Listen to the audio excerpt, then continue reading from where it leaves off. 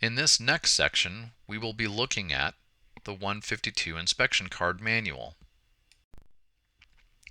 We'll be looking at who the intended users are, which are mostly project inspectors, though there is also information that's helpful for special inspectors, and design professionals should have a working knowledge of this document, as should laboratories and others. So what is it? It's essentially a guide to fill out the DSA 152 project inspection card. Therefore, it contains information about testing, inspections, and the resulting documentation that's necessary to fill out the inspection card. We can take a quick peek at the format of the items mentioned above so you have an idea of how it's been laid out.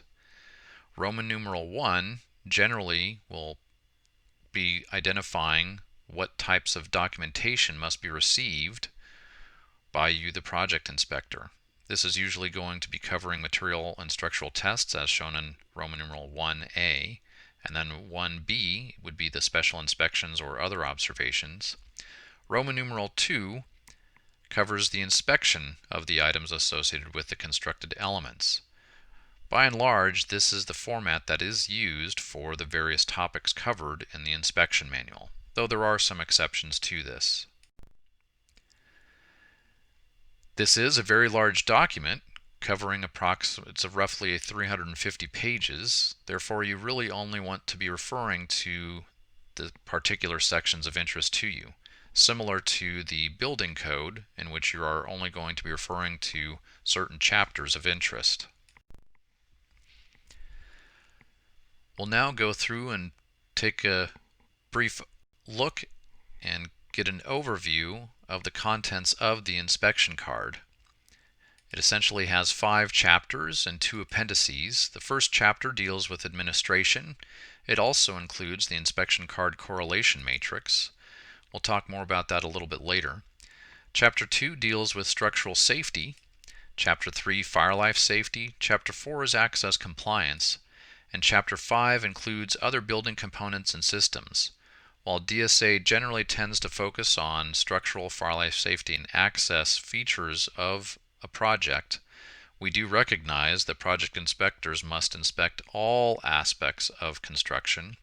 Therefore, these other building components and systems generally include some of the mechanical, plumbing, electrical, and so on that are likely to occur for new construction on a given building. The Appendix A provides the DSA 103 correlation matrix, and Appendix B includes referenced DSA forms. We'll talk a little bit more now about the matrices that are included in this document.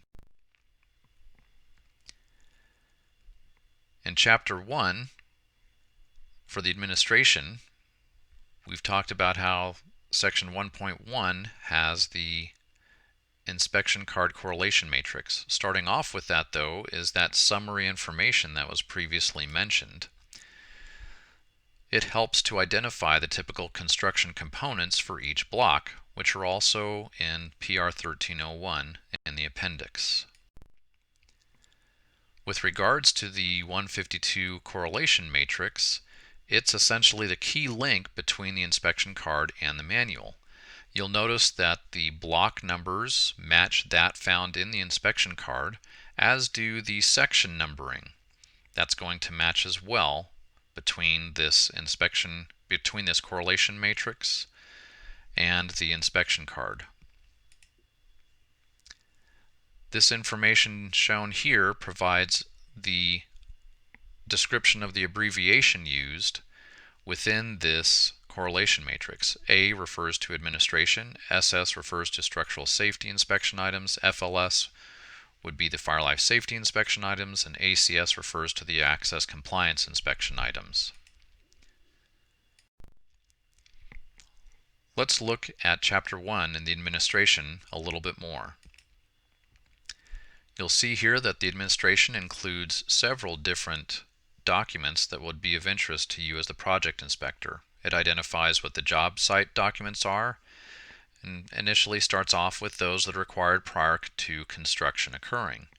You as the project inspector need to have in your possession the DSA approved construction documents.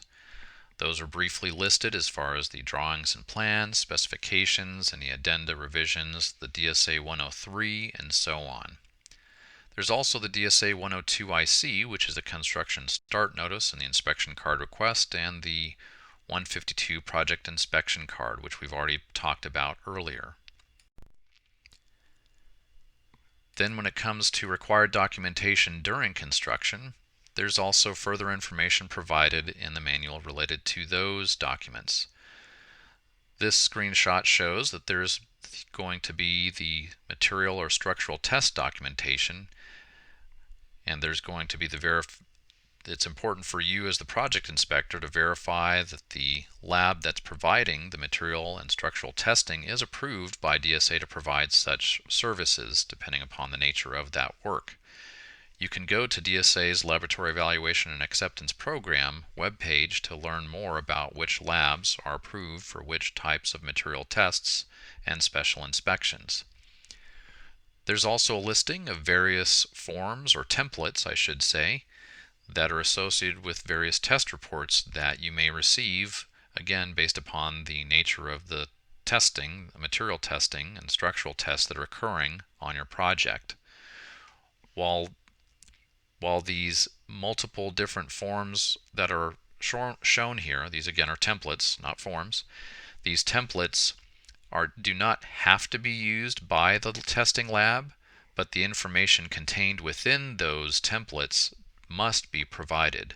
Therefore, since you provide the monitoring of the testing and inspection program, that is, through the tests that are provided, the material and structural tests provided by the laboratory, as well as the special inspections, it's worth you becoming familiar with what those required elements are within each of those templates shown. Continuing on, there's also going to be various special inspection documentation that you will be receiving.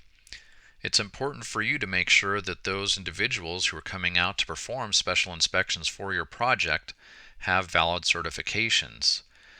DSA has several specific types of special inspection certifications that we recognize that would be in addition to what is normally recognized in the construction industry.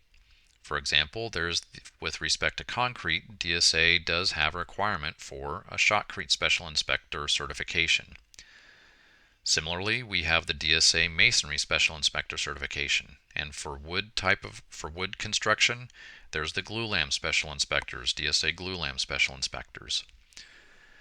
And there's others also listed as far as those. Now, we do not necessarily have DSA certifications for steel related construction, and these ones therefore we recognize those individuals that would normally be recognized in the construction industry, such as for the high strength bolting special inspectors, that they have an ICC bolting certification, an S1, and so on. Continuing on, there's further information related to special inspection documentation, and one item that's going to be of interest to you as a project inspector are those special inspection reports, those that are often provided on a daily basis. There is a form or DSA template, DSA 250, the special inspector report, that provides a suggested format and the required content for special inspections.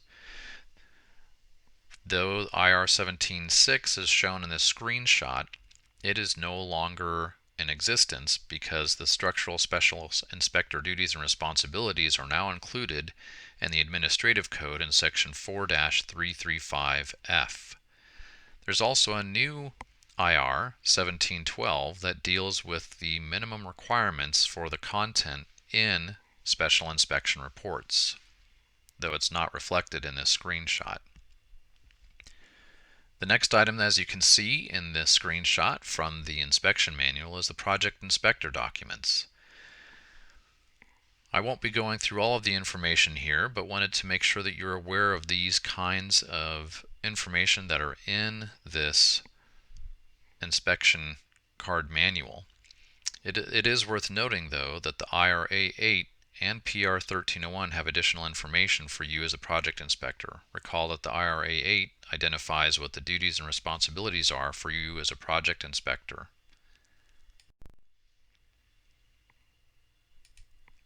Continuing on with further information within the inspection manual, there's also a section that covers structural testing.